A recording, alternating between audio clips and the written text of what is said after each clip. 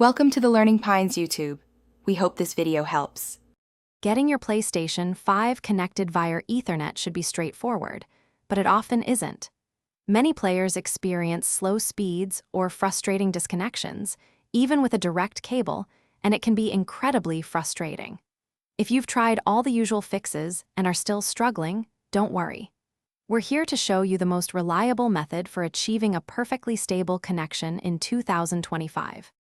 Before diving deep, let's cover the essentials. First, visually inspect your Ethernet cable for any kinks or damage and try swapping it for a new one if possible. Then, give your router and modem a quick restart. Simply unplug them for about 30 seconds before plugging them back in. Lastly, double-check your PlayStation 5's network settings to confirm it's actually set to use the wired LAN connection. If basic checks don't work, it's time for some advanced adjustments. Try manually setting your IP address and DNS servers, using public DNS like Google's at 8.8.8.8 often helps. You can also experiment with the MTU setting. Changing it to 1472 can sometimes improve stability and reduce packet loss for many users.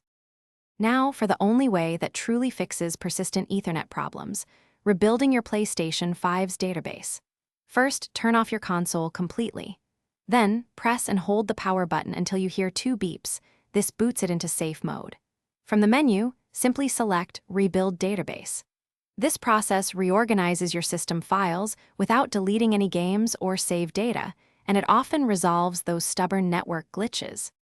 Once you've completed these steps, head back to your PlayStation 5's network settings and run a full internet connection test. If you're still facing issues, it's always wise to check the PlayStation Network's official server status. Sometimes the problem isn't on your end. We hope these methods help you achieve a perfectly stable and reliable wired connection for all your gaming adventures. Thanks for watching.